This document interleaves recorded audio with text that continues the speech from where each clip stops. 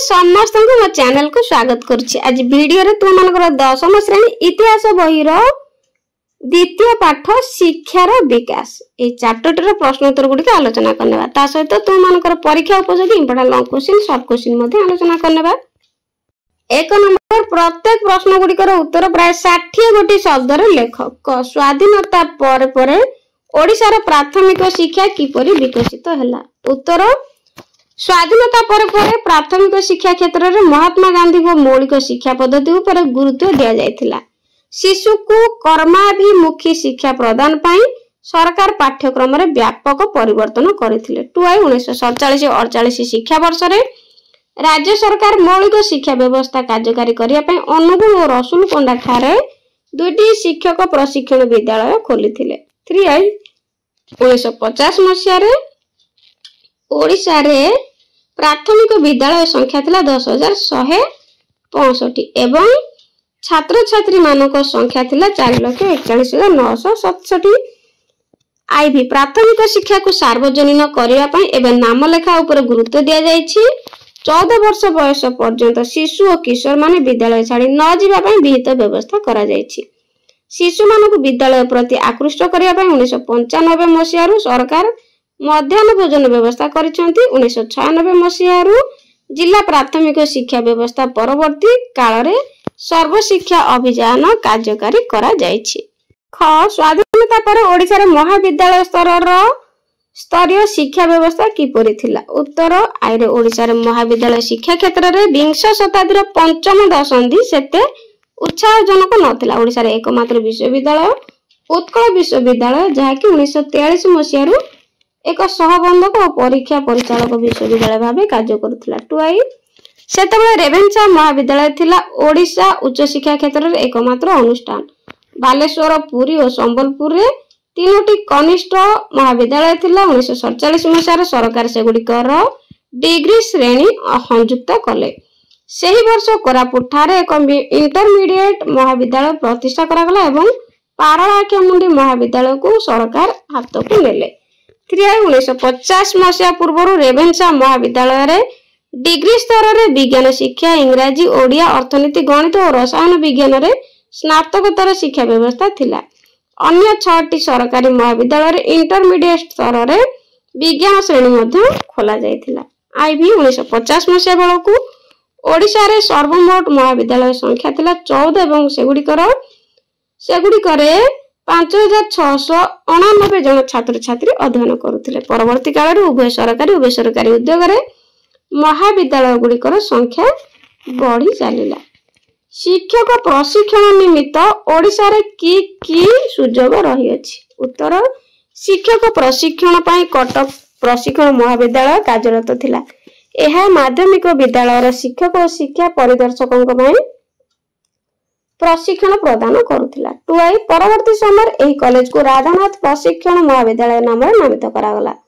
1950 मसिया एही प्रशिक्षण प्रक्रिया को प्रसारित करागला। अनुगुण संबलपुर और ब्रह्मपुर ठारे प्रशिक्षण महाविद्यालय मान प्रतिष्ठा करा जायतिला। 3 शिक्षक और शिक्षयित्री मानकर आवश्यकता दृष्टि परवर्ती काल रे ओडिसा रे तत्कालीन समस्त 13टी जिल्ला रे एबे गोटी लेखा प्रशिक्षण महाविद्यालय खोला जायतिला।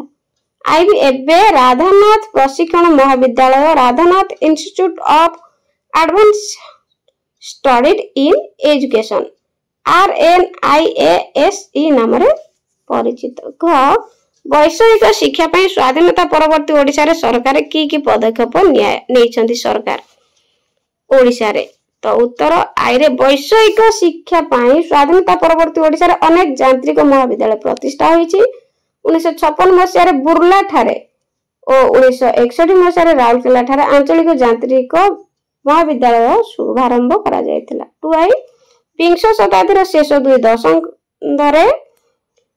घरोई उद्योग रे अनेक गुडी यांत्रिक महाविद्यालय प्रतिष्ठा करागला। एहार परिचालना पई 2002 मसिया राउरकेला ठारे बिजू पटनायक वैषयिक विश्वविद्यालय प्रतिष्ठा करा जायछि। 3 भुवनेश्वर रे कॉलेज ऑफ इंजीनियरिंग और टेक्नोलॉजी नाम रे एक यांत्रिक महाविद्यालय और सरांग ठारे अन्य एक सरकारी यांत्रिक महाविद्यालय स्थापन करा जायछि। बुर्ला ठारे वीर सुरेंद्र साय यांत्रिक महाविद्यालय रही अछि। आईवी शिल्प क्षेत्र को कुशली कारीगर को जोगाइबा पई ओडिशा रे अनेक यांत्रिक महाविद्यालय शिल्प तालीम केंद्र और शिल्प तालीम अनुष्ठान मान प्रतिष्ठा करा जायछि।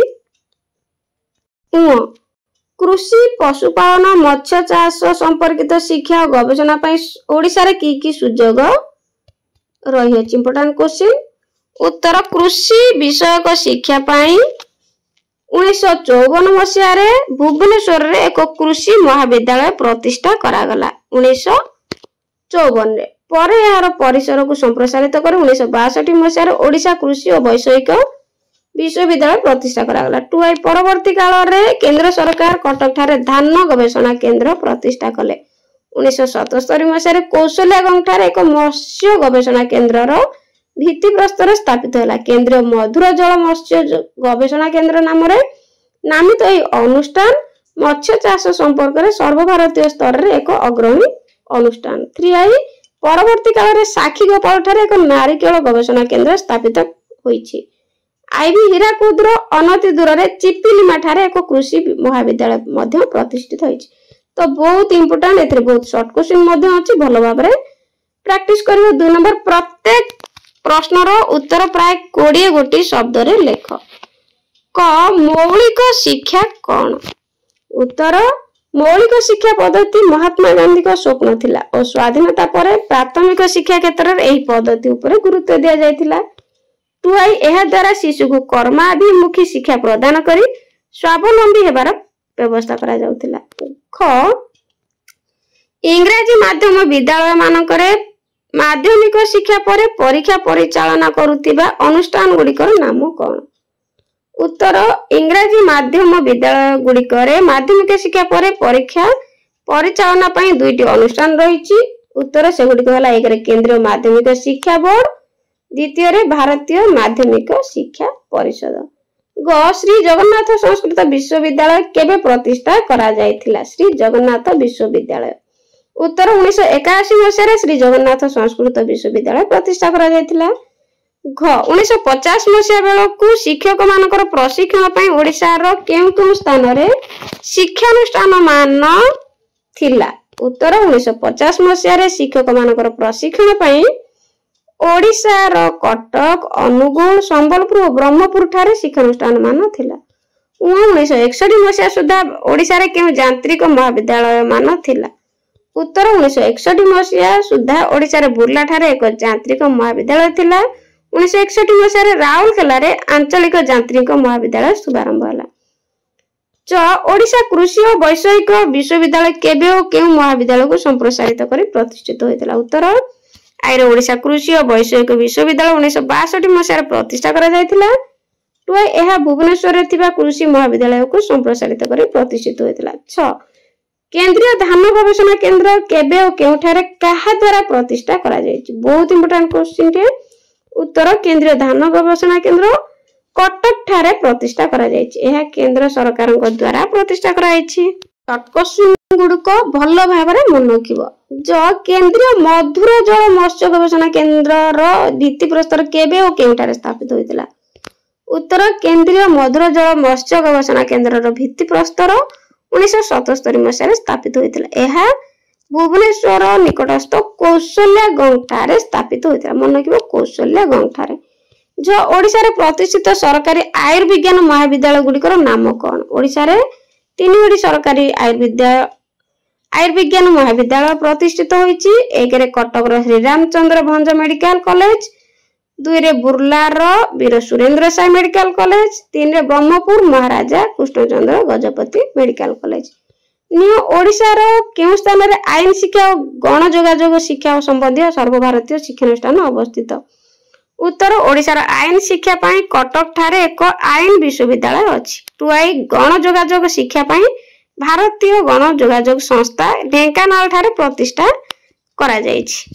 3 नंबर प्रत्येक प्रश्न रो उत्तर गोटे गोटे वाक्य मध्य रे लेख। क 1947-48 शिक्षा वर्ष रे ओडिशा सरकार मौलिक शिक्षा व्यवस्था कार्यकारी करिया पई केउ 2टी स्थान रे शिक्षक प्रशिक्षण विद्यालय खोलिथिले? उत्तर 1947-48 शिक्षा वर्ष रे ओडिशा सरकार मौलिक शिक्षा व्यवस्था कार्यकारी करिया पई अनुगुल और रसुल पंडा ठारे 2टी शिक्षक प्रशिक्षण विद्यालय खोलिथिले।